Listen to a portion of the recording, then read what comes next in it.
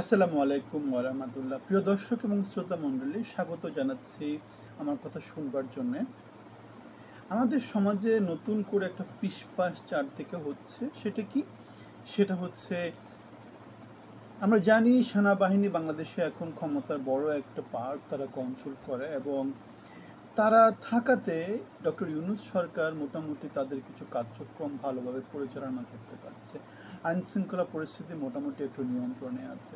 আমরা জানি 5ই অগাস্টে সেনাবাহিনী শাসন ক্ষমতা, অথবা যেটাকে বলে সরকারের যেই ক্ষমতাটা, সেটা তারা গ্রহণ করেছিল শেখ হাসিনা থেকে, এবং পরবর্তীতে তারা ইউনূস সরকারের কাছে তাদের ক্ষমতাটা অর্পণ করে বেসামরিক প্রশাসনের কাছে। যেহেতু আমরা দেখেছি বাংলাদেশের সমাজে আইন শৃঙ্খলা পরিস্থিতি খারাপ, নির্বাচনের পথে বাংলাদেশ হাঁটতে পারতেছে না, চারদিক থেকে চার রকমের আওয়াজ তুলতেছে। দেশের বাইরে নিউ ইয়র্ক থেকে এক রকমের আওয়াজ আসতেছে, তারপরে প্যারিস থেকে এক রকমের আওয়াজ আসতেছে, এবং দেশের ভিতরে ন্যাশনাল সিটিজেন পার্টি তারা নানা রকমের আওয়াজ তুলতেছে।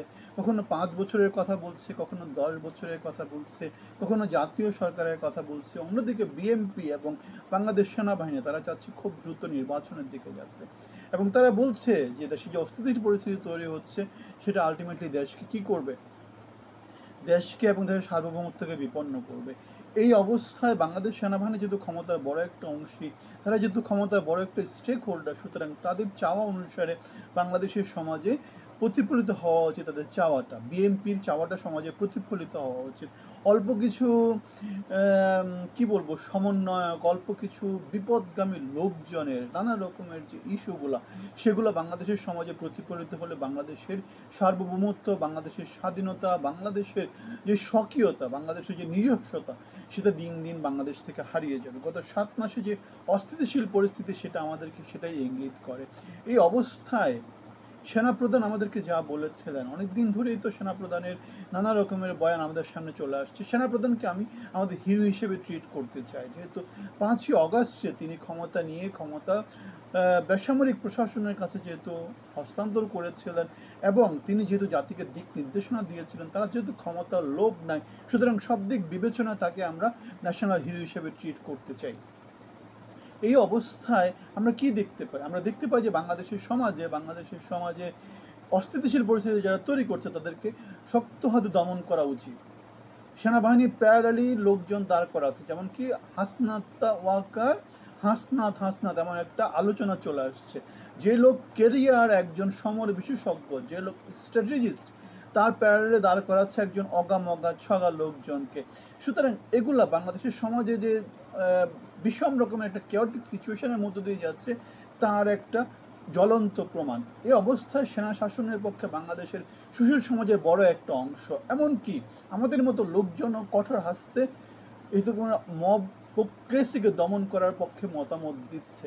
স্বাভাবিক, সুস্থ, সুন্দর একটা সমাজের জন্য আমাদের সেটা ছাড়া তো আর কোনো গত্যান্তর নেই। আমি অনেকবার বলেছি, বাংলাদেশের লাস্ট লাইন অফ ডিফেন্স হচ্ছে গিয়ে বাংলাদেশ সেনাবাহিনী। বাংলাদেশ সেনাবাহিনী যদি আমাদের ডিফেন্স লাইনে যদি আমাদেরকে যদি না সেভ করে, বাংলাদেশের কোথায় যাবে? বাংলাদেশ তো মানচিত্র থেকে হারিয়ে যাওয়ার মতো অবস্থা হবে। আমরা দেখেছি রোহিঙ্গা ইস্যুতে বাংলাদেশ একটা অস্থিতিশীল পরিস্থিতির মধ্যে আছে। আমরা দেখেছি চিকেন নেক নিয়ে বাংলাদেশ একটা অস্থিতিশীল পরিস্থিতি আছে। বাংলাদেশ যেহেতু মানে বিশ্বের যে ভূ রাজনীতি, সেখানে যেহেতু বাংলাদেশ খুব বিশাল বড় একটা জায়গাতে আছে, বিকজ বাংলাদেশ হচ্ছে ছোট একটা দেশ, এবং এটা কোন বেল্টে পড়ে গেছে? এটা চায়না এবং ভারতের বেল্টে পড়ে গেছে। শুধু ভারতের মধ্যে তো কেউ কিছু আধিপত্যবাদ করতে পারবে না। বাংলাদেশই একমাত্র জায়গা যেখানে আধিপত্যবাদ করা যাবে। সুতরাং বিশ্বের সুপার পাওয়ারগুলো বাংলাদেশের দিকে মনোযোগ দেবে। এই অবস্থায় বাংলাদেশে যদি গণতন্ত্র না আসে, বাংলাদেশে যদি নির্বাচিত স্থিতিশীল সরকার না আসে, আলটিমেটলি বাংলাদেশ অস্থিতিশীল হবে। এবং আমরা অনেকবারই বলেছি, রোজার মধ্যে যেহেতু কী ছিল, রোজার মধ্যে যেহেতু ধর্মপ্রাণ মুসলমানরা আন্দোলন পছন্দ করে না, সুতরাং ঈদের পরে আন্দোলনের গতিশীলতা পাবে। এবং ওই অবস্থায় সেনাপ্রধানের যে হুঁশিয়ারি, সেই হুঁশিয়ারিটা হয়তো বা বেশিভাবে কার্যকর হতে পারে, এবং জরুরি অবস্থার দিকে হয়তো বা বাংলাদেশ যেতেও পারে।